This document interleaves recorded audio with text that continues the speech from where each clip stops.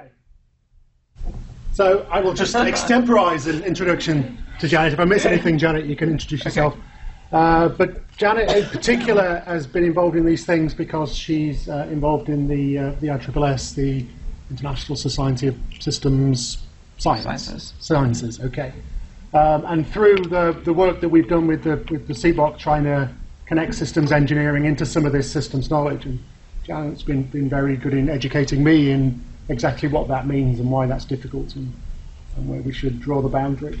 And she's going to talk to us about some of the... We've had some thoughts this morning as to whether we're talking about systems engineering or systems thinking and what's the difference. And we've deliberately made the title of this session ambiguous enough, so systems education. We can try and help define that boundary. So Janet's going to give us some thoughts on some of those ideas of what's the knowledge and what should we be covering. And if I've missed anything from the introduction, you can, you can complete that for me.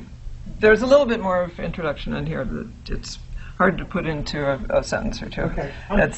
Before you start, sorry, I should have said this right at the beginning. We will be making these presentations as long as we get the permission of the authors and available on the Cozy website along with the other things we're doing in this workshop. So we will get all this information. Unfortunately, I can't quite tell you where because the Cozy website is currently changing, but there will be a place on the Cozy website for this stuff, and when we know where it is, we'll tell you all where to go and find it. We'll put it on the Stewart website. Okay, fine. So there'll be... we don't change these often. So we will put the presentations and the recordings of these sessions and whatever we produce from the afternoon sessions that seems appropriate all in one place and let you know where it is so you've got access to this material afterwards. Okay, thanks, Rick. So I'm going to give you a variety of perspectives on various elements of the context of contexts, plural, I guess, of systems engineering. And some of the other speakers already brought up the question of how difficult it is to deal with open systems and context and human activities and things like that. Primarily what this is related to. So this is, as you all know, after the successes in World War II with interdisciplinary teams and applied mathematics, there was a lot of interest in continuing operations research, systems analysis. That's actually my father on the left there. He was a mathematician working at Tech Ops. That might even be earlier than '54. This is a recruitment brochure. But they were already dealing with the how do you integrate human decisions and automatic systems and similar problems. Maybe we have some tools that are different. We have faster computers. We have a lot more data. We have more complex issues maybe. But a lot of the same problems that they were dealing with, we keep reinventing, rediscovering, and it's important to know that we need to build on, I think one person said that, build on what others have done before. So this was the part of the brochure. You see there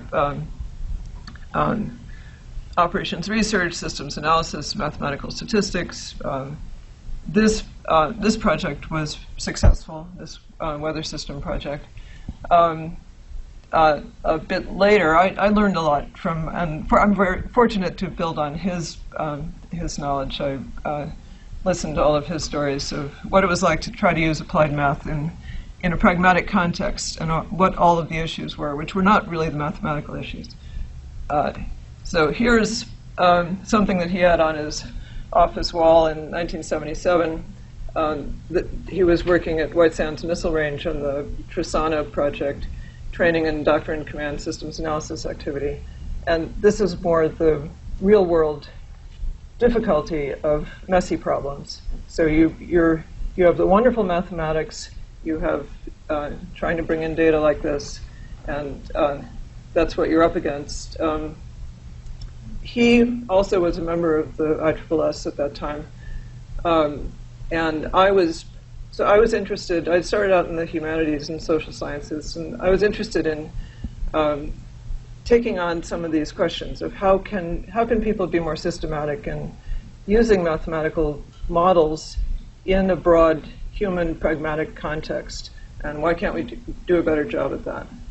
And so I went back to school, got degrees in math, and went to this was my introduction to multidisciplinary engineering, was at the Engineering Economic Systems program at Stanford. But I wanted to put together a big picture view of modeling approaches, informal, formal, qualitative, quantitative, all of the factors involved in a pragmatic context. Because modeling is an activity that generates knowledge. Models are contexts in which knowledge is interpreted. So it's a bootstrapping problem.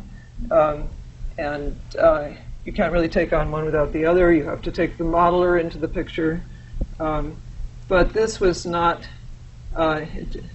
this was too broad for thesis research. I ended up leaving and doing this independently with my husband now. But questions of your abilities are related to to your constraints. There's different kinds of errors, including deliberate errors and various other kinds. You have implicit models, mental models. You have the need to help users make good modeling decisions in all situations. So that was too broad for that. Now, and to some extent, the theory of systems engineering project is needing to revisit these difficult issues. So usual phases of engineering science coevolution.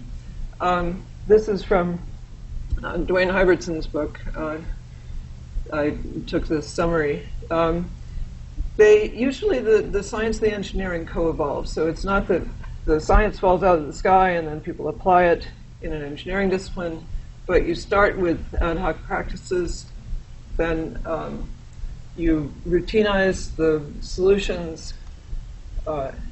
This starts to stimulate some supporting science. Then you get a descriptive science of the discipline, and then now you have maturity, you have the science and engineering together. Now,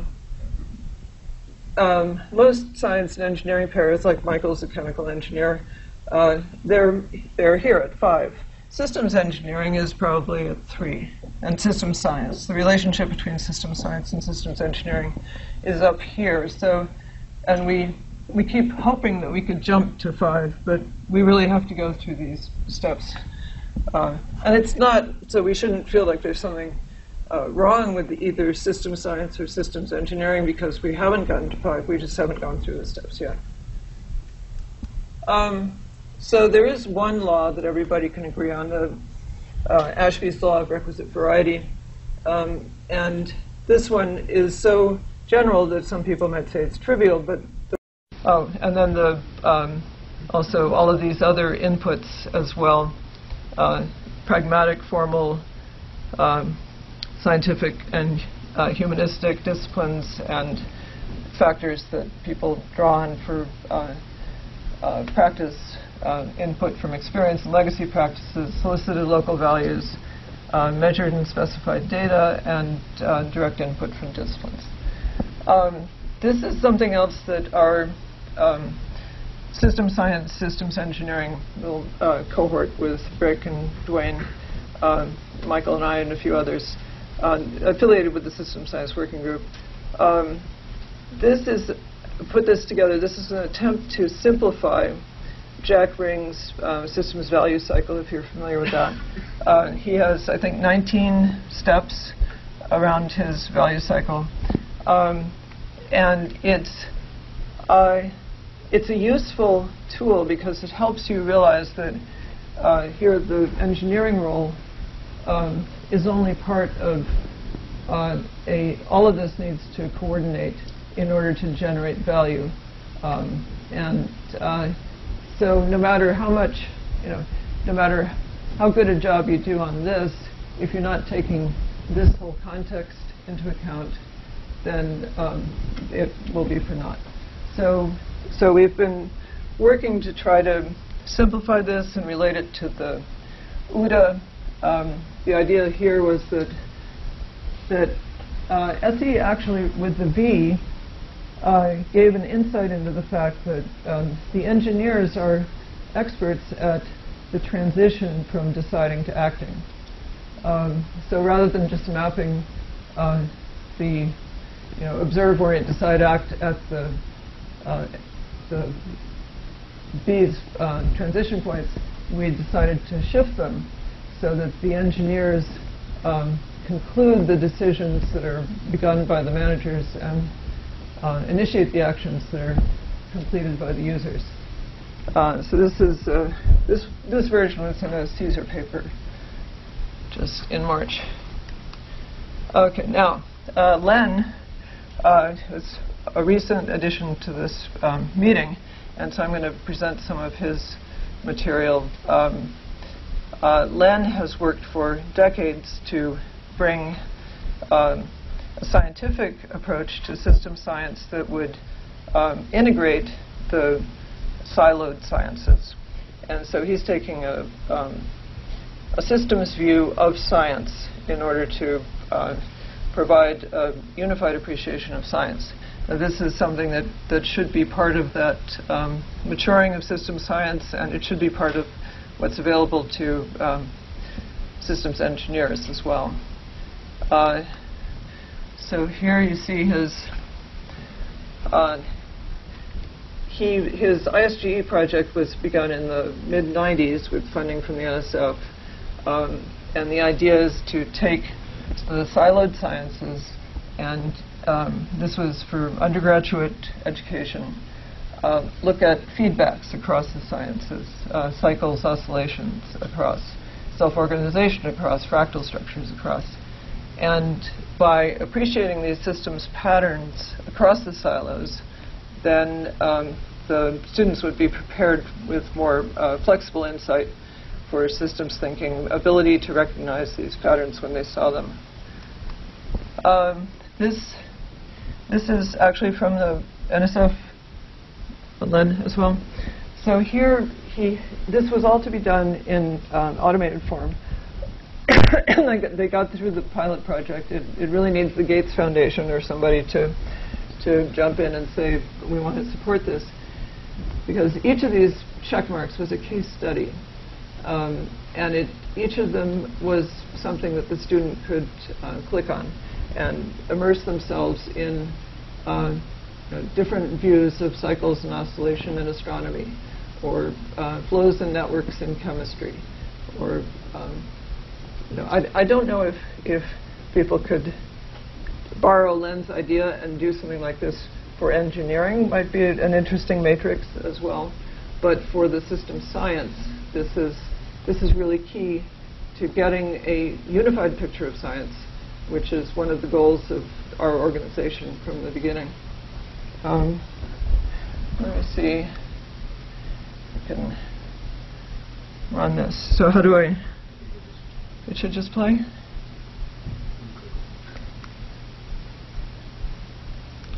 Oops. Hope I didn't kill it. You might need to just click on the screen. Go back one. Yeah, you got the mouse there. You just click on the. Click on the. Yeah, just click on there. Oh, I killed it. That wasn't it. You do it. I'm going to try to. Yeah, right. Let's start over. No.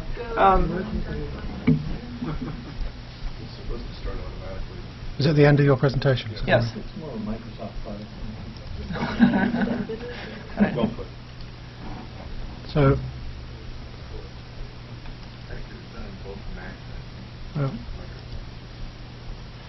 I don't think it's going to. Oh no.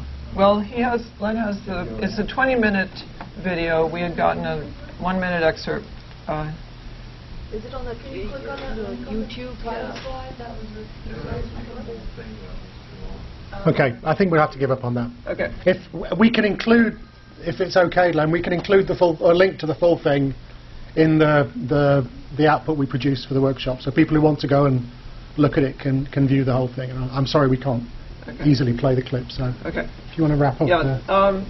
So Len, in the clip, if I can remember what he was talking about, he was basically saying what I was trying to say there about the ability to learn across, and to which is to some extent maybe a useful metaphor for systems engineering, is to think about going across. Maybe that's something that people can grasp.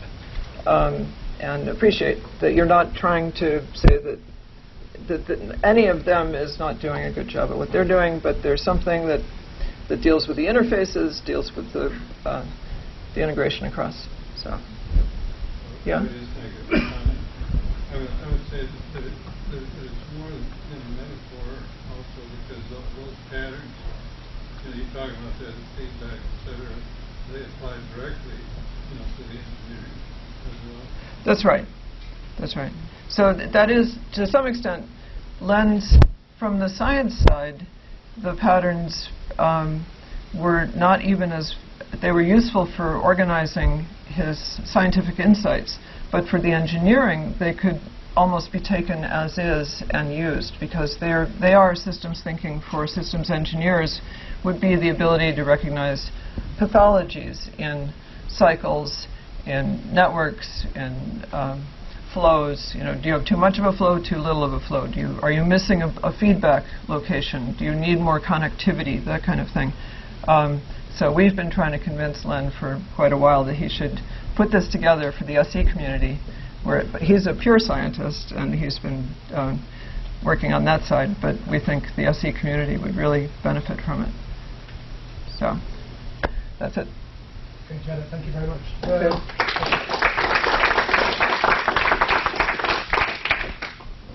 I think the intent for this last thing in the morning was really to broaden out the discussion to what knowledge would we really like to have to do this really well. The first talk this morning, there's lots of good pragmatic principles and ideas of good systems engineering, and if we can only get our top 10 of them into the brains of undergraduates, there's lots we could tell them, which is good practical stuff. Even if you can't give it an underpinning science or say why it's good practical stuff, it's obvious because it's the stuff we've learned from experience. If we can get to master's students who've had some experience in the real world and know what the issues are, we can give them the tools to do things better. And we could do both those things in education now, and we are doing them. I think that my third bubble was, along with that, is there knowledge that we really need to properly do this, and to move from 3 to 5 on Plain's list, to actually have the underpinning science of systems engineering really well written and documented, so we know what to teach people. And I'd like us to think about that question along with the other things. And we've started on that road with the body of knowledge and come up with some interesting ideas, but there's still clearly things to do on that. So with that in mind, are there any questions or thoughts or observations on this particular discussion? So it seems like there's really sort of two major impacts from systems science. One is providing foundations for systems engineering per se. The other is with respect to systems thinking.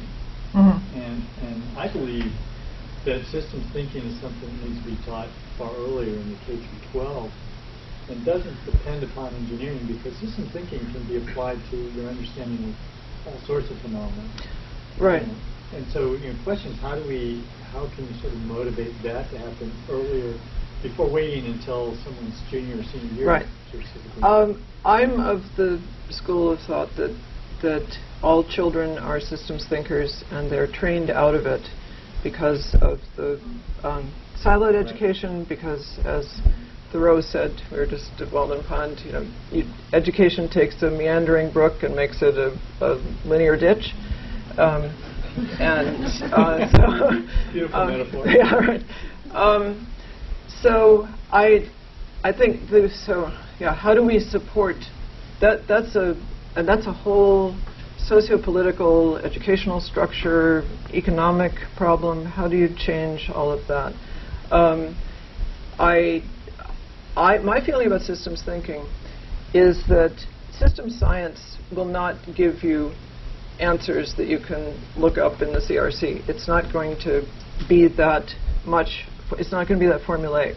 It's going to be more patterns. It's going to be, I have seen this pattern as, some of biomimicry kind of thinking. I've seen cycles that have degenerated in this way, and maybe that's what's happening here, and maybe I should apply that.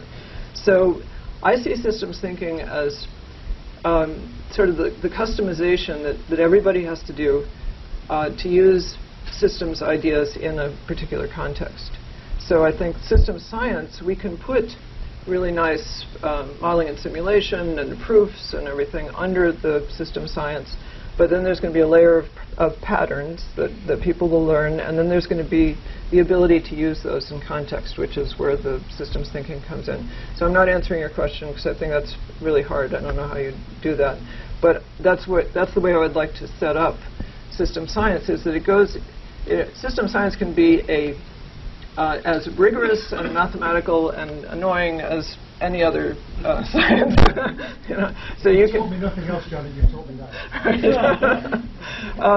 But the systems thinking is where systems engineers have to customize more than anybody else, any other engineer needs to customize, because they have to be able to draw things, and they're always going to need ingenuity and systems thinking.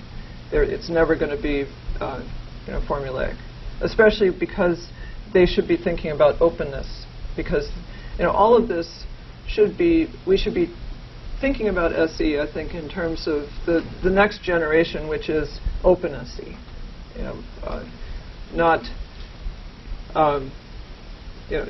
We should be looking at the I know the waterfall and the V model get a lot of flack, but certainly for accounting methods, you can't beat the V method and the ability to see how everything has to fit together. So, but on the other hand, you want to have meandering brooks and innovative thinking, and so you need all of that. So, sorry, I couldn't answer that. I think, John, we're also going to have to accept that for the moment, we're not going to be teaching systems thinking to school children, and so we've got to try and introduce something to graduate engineers to make up for the fact that they're not coming through with those skills. Maybe there's a future where they will be, but it's classic systems engineering. We can't wait for that to happen. We've got to, within our system, mitigate the fact that, as you say, by the time you get on your undergraduate course, you've had systems thinking beaten out of you, and you've got to rediscover it. And we're going to have to live with that until the education system changes and gives us those people back. I think inherent what Jan was talking about, and the line of questions here, I think there's so many people that think systems thinking and system science are the same, or equal to each other, and I don't. Having been educated in system science, they're not orthogonal, but they're not. We're not thinking about the same kinds of things. They're complementary. Oranges sometimes with good stuff. I also think my daughter was educated in systems thinking and is well into her adulthood now. So I'm not sure that all children are not receiving systems thinking in schools. So I think you might be right. I think maybe we're positioning ourselves in our experience. There is more joined up thinking in schools than there ever was when I was at school, but I'm not sure that the people who go into engineering are necessarily the systems thinkers. But again, it will be interesting to find out. Yeah. It will be interesting to survey engineering undergraduates and find out whether they are coming in with systems thinking in their skill set. It might just be another silo, though, that they might have just, they had that module and they checked it off. But it'd be interesting to find out whether it's as big a problem as we think it is. Yeah, I just wonder. I mean, maybe it's changed over time and it's no longer part of what education system is. But I think the whole system science thing that we really, as a community, need to understand that this involves a lot of patterns, mathematics, and so forth, and it's not just a way of thinking. Right. This group should look into existing programs like Creative Learning Exchange, which was an offshoot of Systems Dynamics at MIT. I consider that a rival, so I'm not promoting it. However, this is such a big organization and has annual conferences where 50 or 70 teachers who are teaching Systems Dynamics at the K-12 level. And there's another group that's run by the systems biologists that was funded by NSF. So there's actually a lot of existing programs that have been quite successful, although they're limited, of course. Right. There's the Waterman Foundation. Waters Foundation. Waters Yeah. Foundation. Yeah. So people, at least over the last decade, 15 years, maybe since the fifth discipline became popular, people were paying more attention to systems thinking. Ralph Abraham, chaos theorist on dynamical systems, he works with a school on Long Island that has systems thinking throughout the curriculum. The kindergarten kids start out doing simulations of things like some of them are leaves and some of them are caterpillars and some of them are butterflies, and they take yarn and they connect them together to see how the whole thing fits in an ecosystem. And then the kids, as they get into high school, do system dynamics modeling. So yeah, there are encouraging things out there. But as Rick said, it's not our, it's a big problem. We'll try to take our little corner of it. And wait for these things to get becoming a question at the back there. Yes, thank you. I'm Jamie Monad from here at WPI. I think it's a good idea to teach systems thinking at the elementary school level, but I think before we do so, we need to come to a common understanding of what systems thinking is. In my opinion, there is not a common understanding. That's right. Definitely isn't. At all. Right. There are different schools of thought on it. And if you ask one person to develop a systems thinking course or systems thinking curriculum, you'll get a widely different right. So I think the focus needs to be on coming to a common understanding of and definition of systems thinking. Right. And I think that our definition that we should promote within COSI should be tied to system science, but not necessarily what, not everybody has to know how to do the proofs or need to derive the theorems. They need to understand what the implications are of the interconnectivity and feedback cycles and things like that. But maybe the common understanding of systems thinking would be more of a post-condition than a pre-condition. Yeah. It may result out of a lot of different people promoting. Possibly, but in order to teach it, you have to have some fundamental understanding. I don't think you need to teach it.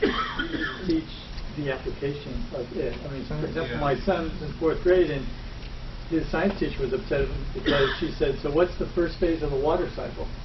And he's like, "What do you mean?" And she wanted evaporation because that was on the left-hand side of the page, right? Very good. Right. There's things that we can do that aren't. I mean, now, okay, great. I don't really like science because it's a book report, And so, as you said, we're destroying the systems thinking that the kids already possess. So how do we stop destroying the systems thinking, and then let's take it from there? Do you know what systems thinking is? What's that? Do you know what systems thinking is? Thinking in terms of systems. Thinking in terms of system and interaction. I'm sorry, I think that's... Oh, well, I think that if you start from that and say it's thinking from a systems perspective, then that raises all the questions that lead to the other things. I think there's a problem when people say, systems thinking is branded and it's what my software does and that kind of thing. Thinking from a systems perspective, you can look back throughout history and see where people have succeeded or failed to think from a systems perspective. So I agree with you, but actually I think that maybe this group might want to take this on because it sort of has been raised in the question of how is systems engineering differentiated from other engineering disciplines. If it's engineering from a systems perspective, then that is something that maybe, or that would not step on too many toes, that could be a combination of mathematical modeling and patterns and things like that. I think this is one of the debates that I want us to have, and this is one of the realizations we came to in doing the body of knowledge, that if we try to say, let's define a term like systems thinking, what we're going to do is get into an argument with the other people who also view it, the management and psychology and economics and everybody else.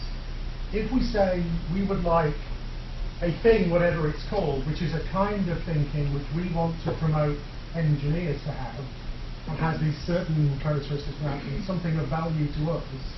We're not saying this is what system thinking means to everybody, but it's something useful and valuable to us. And how tightly it has to be defined, or whether it can be loosely defined and then worked up to, those I think are really good questions. And I think the time I came to the body of knowledge discussion thinking naively that system science and system thinking were the same thing, and thinking I could go to the Society for System Sciences and get a nice list of the top 10 principles that I could connect to systems engineering. I was discouraged not to find that, and then to have this debate. So I think this is one of the things that we could take a position on. Can we define something well enough to teach it without necessarily having to define it so tightly that we don't get the outcome we're looking for? And I would like the topic that's looking at that to sort of think about those questions with an open mind. Len, before you, can I say also, I think there is a power vacuum that INCOSE could step into, because I think that there are various people writing books on systems thinking. We're going to have a panel on it. Some people from our society did a report a couple of years ago at how many, 22 different definitions of systems thinking, if you look at all the books that are out there. But if INCOSE said something along the lines of, this is what we found useful, that would be authoritative, and then people could point to that.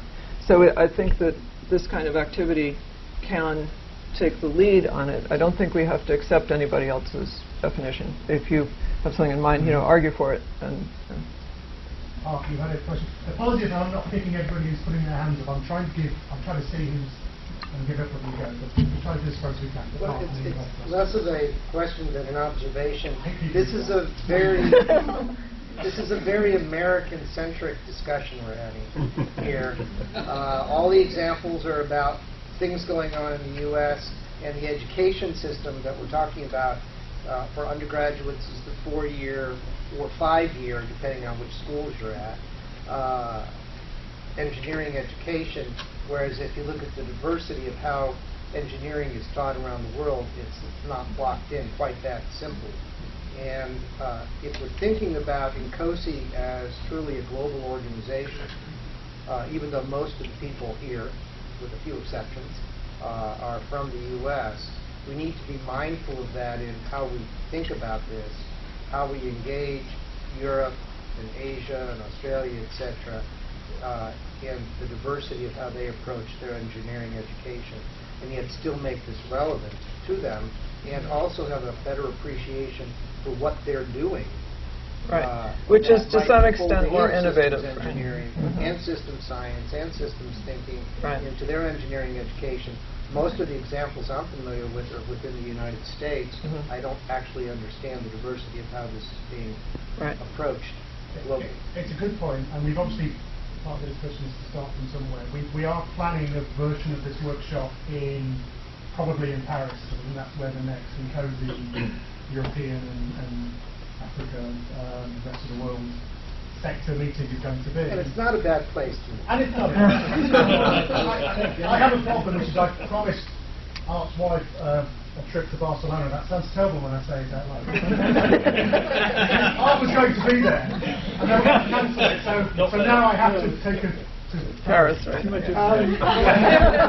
So we are planning a workshop in Europe, probably in Paris, and we're planning a version of this beginning of next year in Asia Pacific, possibly in Japan or India. We're waiting for a volunteer. So I'm hoping that by the international symposium, from an INCOSE perspective, the INCOSE symposium next year, which is in Edinburgh, we will have touched base at least once with those 3 communities and have a joined up thing to say. And because we're doing this one first, what we come out with this workshop will be an input into the next one.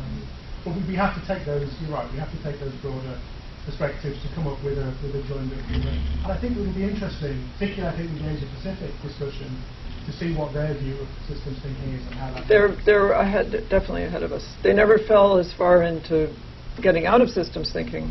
So Japan and China both have very interesting interdisciplinary programs. The other thing about being very prescriptive doesn't work, right? And we deliberately tried to have the CBOC be more discussive, I like to use that phrase, about these topics rather than prescriptive about what the definition is of this or that, and offer alternatives, recognizing they were not. If you try to be that, all you do is annoy people, and they turn off, etc. And the field's not mature enough for that. So Right. it's not like Ohm's law where you can just write it down. Right, and everybody will agree. Right. But I think there are also some truths. I mean, I think there's a middle ground, which is that there isn't a single encoded definition of system thinking, because that won't work. But we don't need 25. But we can't simply say it's thinking about systems without saying something else.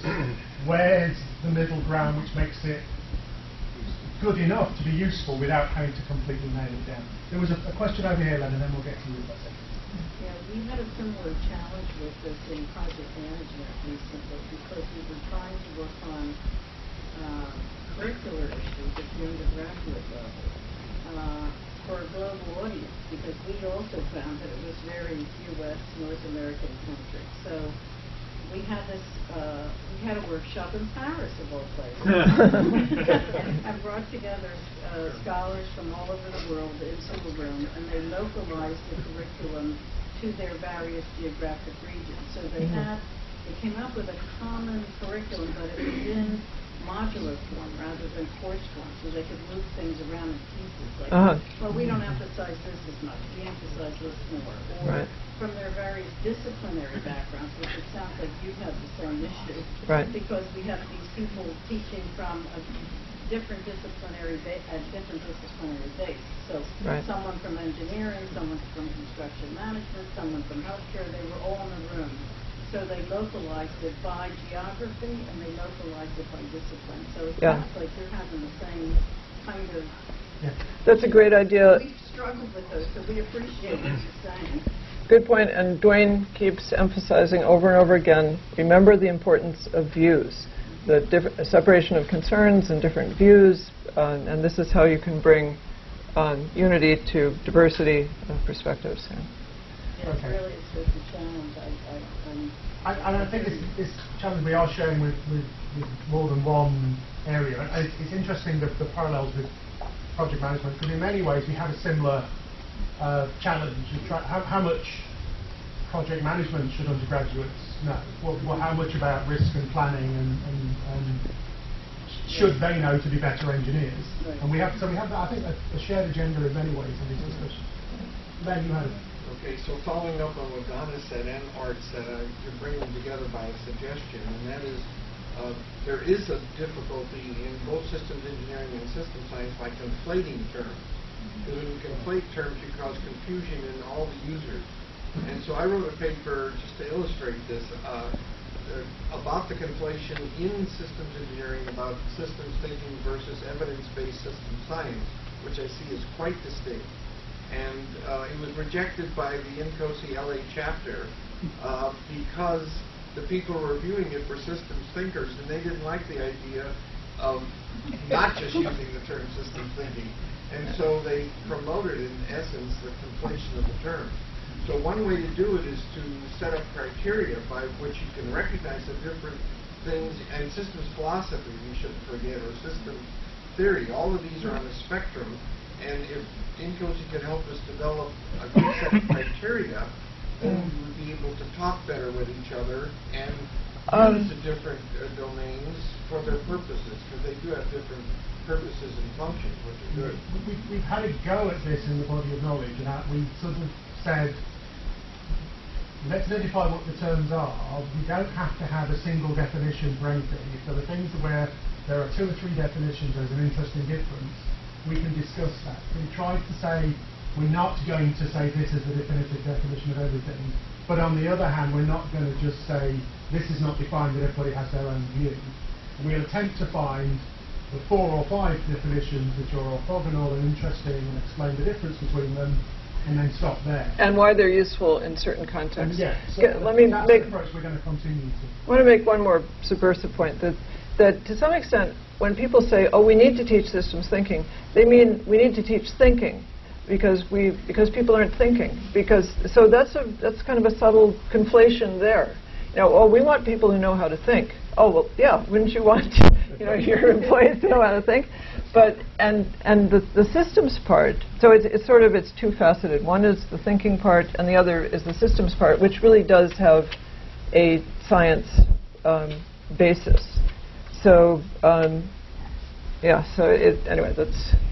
I'm also struck by, someone was talking about in his example, in that is this something we need to teach, or is this something we need to explain to faculty who are putting courses together? Because your point was that rather than teaching people systems engineering, you would take them through an experience which was designed by you, built on systems engineering, but what you would actually do is do things. So, and I'm sure it's both, but to some extent, maybe the question is, can we get faculty to build systems thinking into what they teach, so the students pick it up through the experience, not necessarily teach the students systems thinking. And I think we did both, but I think that was an interesting distinction, that it's possibly we need to produce something to educate faculty in the first instance before we try to hammer this into students. Saying beating and hammering students. I've never actually beaten or hammered a student. And you can't prove that I did. Yeah, it's interesting you bring up faculty, because that was kind of the thought that I had as we're having this discussion about how prescriptive, because since we're talking about doing this for non-systems people, I think we've got to remember that we're developing things for people that live in a prescriptive world. They're used to Ohm's law. That's the kind of thing that they are used to being comfortable with, and if we're going to ask them to incorporate this, if it's too fuzzy, they won't have any idea what to do with it. Which is why I think we've seen an interesting spectrum. We've seen an example of almost hidden systems thinking built into the course. We've seen an example of students who are so ready for this stuff that they just do it themselves. Can we fill the gaps in on that spectrum, and how? I think is a really good. Alice, you had it. Yeah, I just wanted to say one thing that maybe brings everything to a close in terms of kicking off with the K through 12 and the creative learning exchange, which I actually went to one of their conferences and tried to pitch a workshop on systems thinking and systems engineering. But this is why, because of this whole aspect of teaching thinking to K through 12, I leveraged the idea that the K-12 body has adopted critical thinking in their standards, and so what I did was I defined systems thinking as critical thinking guided by systems theory. So it's sort of a that's very good. General, and so I thought that was how we could bring systems thinking. As a matter of fact, I love that definition. We could put that prescriptive definition, put it in the C-box. Yeah. But it sort of kicks the can down the road. I think that was my point with my context diagram this morning. In that although we said we want to deal with systems education, whatever we mean by that for university engineers, because that's a topic we think we can challenge and something we think, let's be honest, we think Cozy can get real value out of that as an organisation, as can NSF and the other people we're talking to. But that doesn't mean that if we in this discussion identify the thing across the boundary where we're also trying to influence school-age education, we can't say something about that and offer it to the organisations that we're talking to. We're not going to necessarily stop at that boundary, but again, this is classic systems engineering. You transition from things I have control over and can do to be trying to influence the other side of the boundary that you're working with for mutual benefit.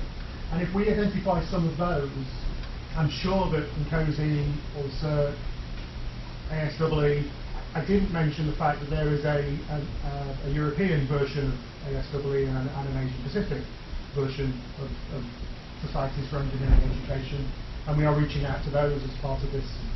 So I think if we identify things that we'd like the more general population to be doing, we can push at it, even if it's not within the scope of our immediate delivery. But Rick, what about taking her framing and applying it to undergraduate education and saying critical thinking guided by systems theory? Would that appeal to people who are used to Ohm's law? That maybe it's a little less fuzzy than just thinking in terms of systems, which is quite fuzzy.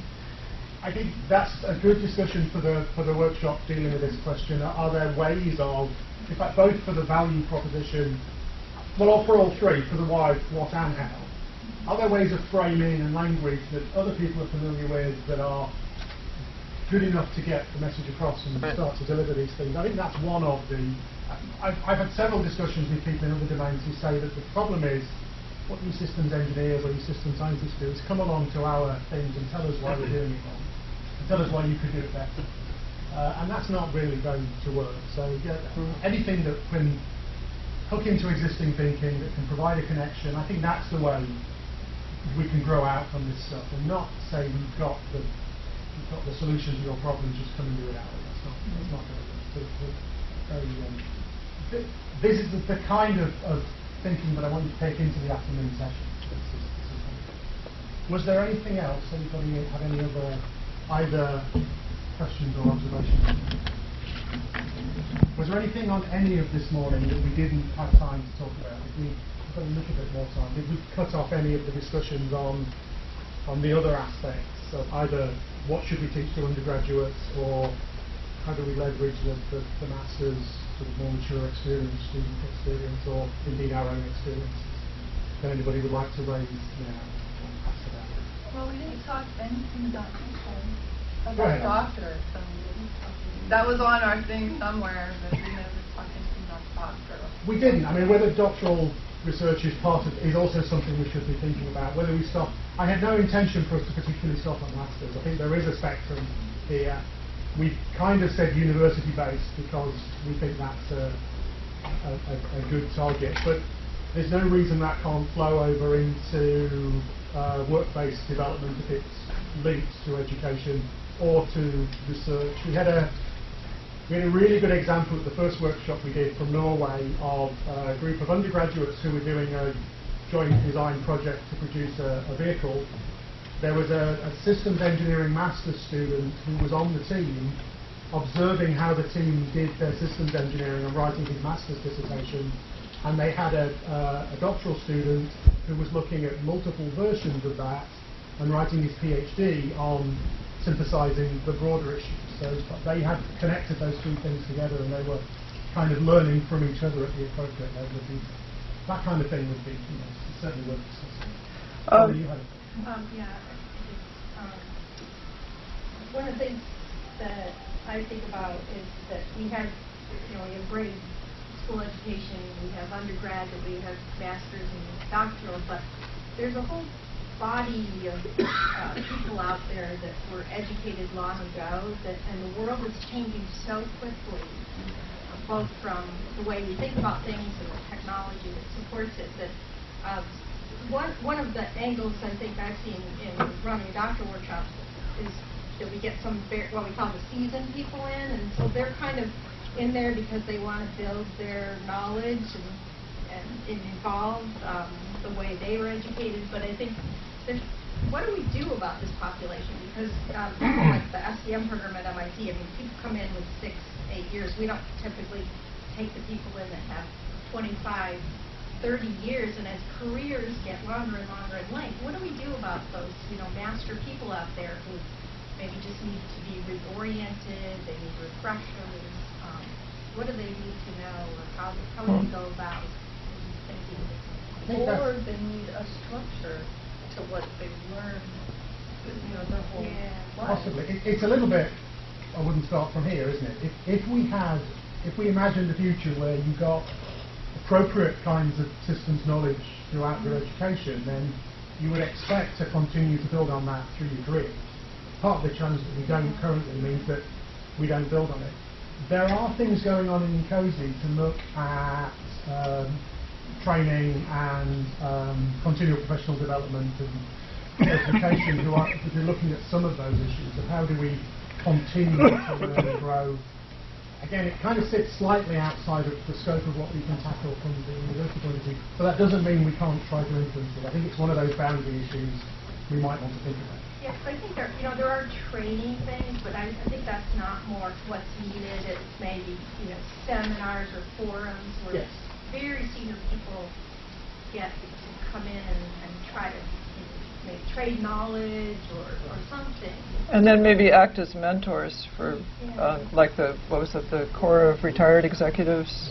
MOOCs too. But I mean, I know for myself, not getting old here, that I learned so much from younger people now that I think possibly will on my own. So the question is, CNET, which is the organization for people getting higher degrees in systems engineering. And I remember when I walked into the room, I expected a bunch of young students, and some of the guys were older than I was in the CNET group for INCOSE. Right. Rick, there's a question in front. Yeah, I was just going to add to the discussion. One thing, to Donna's point about the ongoing continuous learning, and then you mentioned certification, made me think about whether we should consider a connection between the ASEP certification in INCOSE and some of the systems engineering education programs. I know that, and Pat has talked about FEM and maybe presenting a more independent view that INCOSE is one thing, but not advocating connecting it and pros and cons, but maybe talking about the pathway from a master's education to an ASEP that would get them into a pipeline for continuing on to CSEP, or you might have gotten some of the, and then to CSEP. So the ongoing learning with the seminars and the training and that pipeline might be helpful. So, just to respond to that, I think, we're already starting to think about education equivalencies. So whether we can have some sort of relationship between INCOSE and an education provider to do exactly the sort of thing Tina's mentioning. So that if you've done such and such a course, you have actually covered the material that would qualify you as an ASEP without having to take the exam. So that conversation is one we're thinking of having soon. So hopefully that's started out. We actually started something at Missouri with Honeywell doing the same thing. But we can't say, well, you don't have to take the exam, you just practice for the exam as well. I'd be interested in that discussion too. Absolutely, yes. Courtney Wright, who's the program manager of certification, is working on the wider certification strategy.